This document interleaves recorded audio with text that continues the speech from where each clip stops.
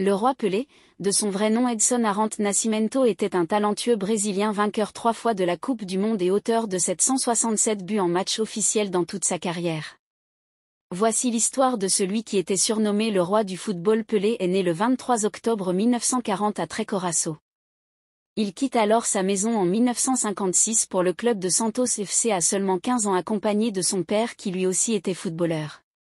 Dès le 7 septembre 1956, il participe à son premier match avec les professionnels dans le cadre d'une rencontre face au Sport Club Corinthians Paulista, et il marque son premier but. Cette année-là, il totalisera 2 matchs et 1 but. C'est alors qu'en 1957, il remplace dans l'équipe titulaire un joueur qui s'était blessé et gardera alors cette place de titulaire. Il marquera une trentaine de buts et sera convoqué pour sa première fois en équipe nationale à seulement 16 ans. Pour sa première sélection, il entre en cours de match contre l'Argentine et inscrit un but mais n'empêche pas la défaite du Brésil. Cette saison, Pelé finira meilleur buteur du championnat de São Paulo avec 17 buts marqués. Pour bien vous expliquer, le Brésil était divisé en 2 grands championnats, celui de Rio de Janeiro et celui de São Paulo. Et les champions des 2 mini-championnats s'affrontaient pour connaître les champions du Brésil. 1958, c'est l'année de la Coupe du Monde en Suède.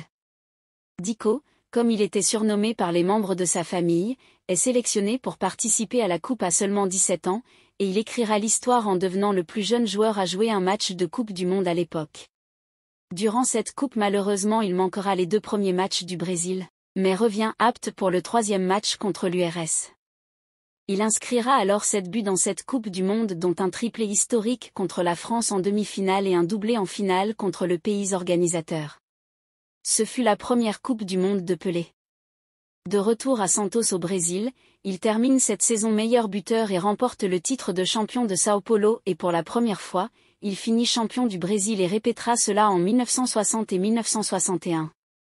Avec tous ces titres et cette médiatisation, Pelé devient convoité par des grands clubs européens comme l'AC Milan et le Real Madrid, qui ont déposé leurs offres sur la table de Santos. Mais à cette époque, le choix de transfert d'un joueur dépendait du club auquel il appartient et avec la pression du peuple, Santos a finalement refusé de le vendre. Quelques jours plus tard, le Congrès national de Brésil mettra un terme en déclarant Pelé comme étant trésor national non exportable. Pelé ne pourra alors jamais quitter le Brésil.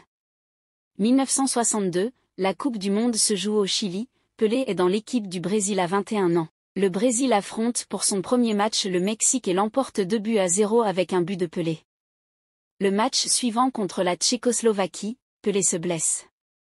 Mais reste sur le terrain car les remplacements n'existaient pas encore. Il sera alors forfait pour le reste du tournoi, mais le Brésil parvient à gagner la Coupe du Monde grâce à un certain Garrincha. Retourné au Brésil après la Coupe, il se rétablit mais pas à temps pour participer au match aller et retour de la finale de la Coupe Libertadores contre Atlético Penarol. Santos s'impose à l'aller, mais s'incline au retour. Et à cette époque, un 3e match d'appui devrait se jouer pour départager et c'est ainsi que Pelé parviendra à jouer et inscrira un doublé légendaire. Grâce à cette victoire, le Santos FC devra affronter le vainqueur de la Coupe des clubs champions qui est à notre appelée la Champions League. Ils affronteront donc le Benfica FC d'un certain Eusébio. Le match aller, Santos reçoit Benfica et s'impose 3-2, avec un doublé de Pelé. Et récidive avec un triplé au match retour pour permettre à son équipe de gagner sous un score de 5-2. À seulement 21 ans, Pelé était déjà le meilleur joueur du monde.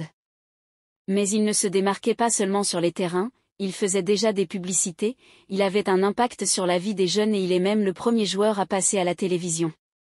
La saison suivante, Pelé perd le titre mais remporte une fois de plus la Copa Libertadores et devra affronter cette fois AC Milan pour la Coupe intercontinentale. AC Milan prend l'avantage à l'aller à San Siro malgré un doublé de Pelé, mais malheureusement il se blesse encore.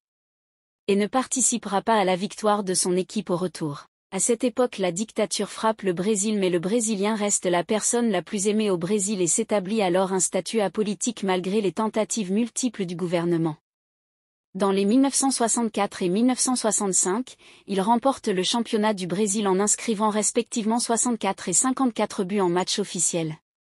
En 1966, Edson Nascimento se marie avec Rosemary Sholby avec laquelle il a eu 3 enfants. 1966, la Coupe du Monde en Angleterre, c'était sa 3e fois de participer à une Coupe du Monde. Et pour celle-ci, le Brésil se sentait largement favori et voyait déjà un triplé historique. Mais à 25 ans, tout le monde connaissait Pelé.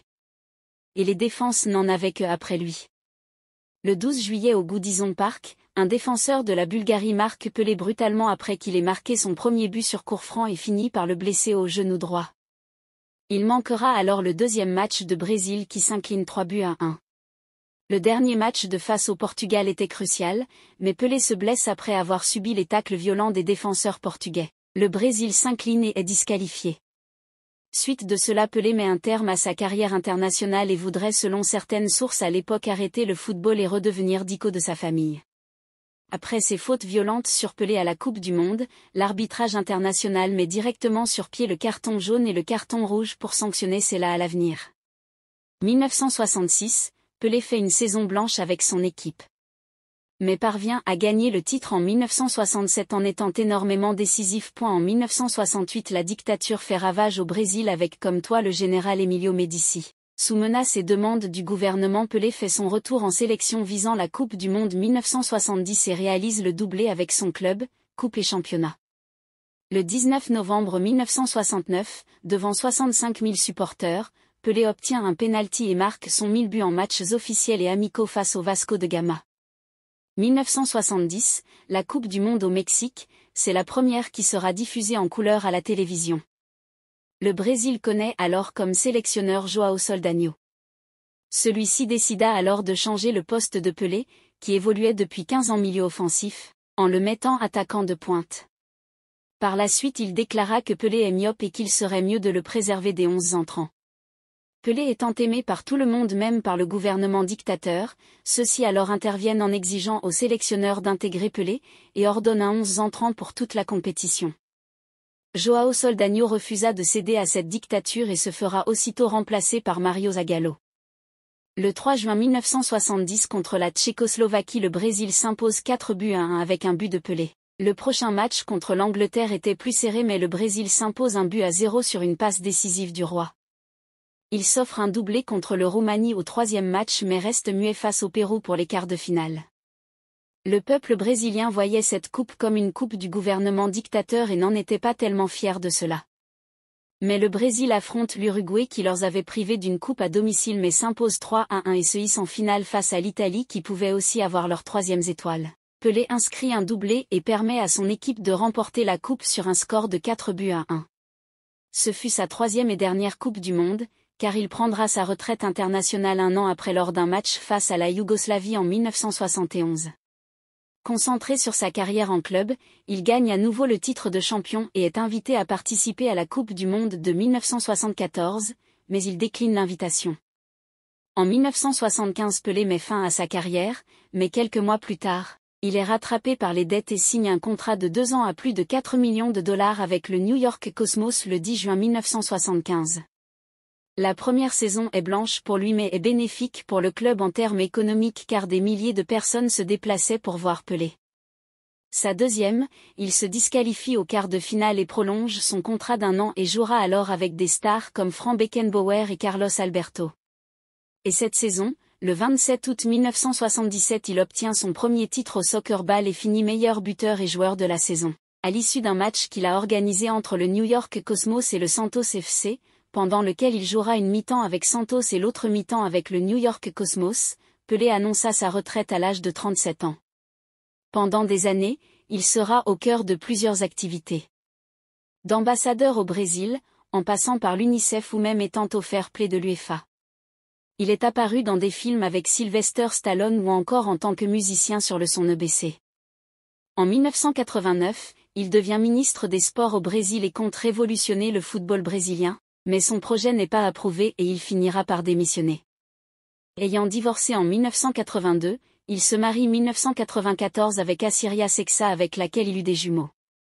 En 2013, Pelé est récompensé par Ballon d'Or France Football et obtient un Ballon d'Or d'honneur. En 2016, il divorce et se marie avec Marcia Sibel Aoki. Le 29 décembre 2022, à 82 ans à l'hôpital de Sao Paulo, Pelé décède suite d'un cancer du côlon et est inhumé le 3 janvier 2023 au Mémorial Nécropole.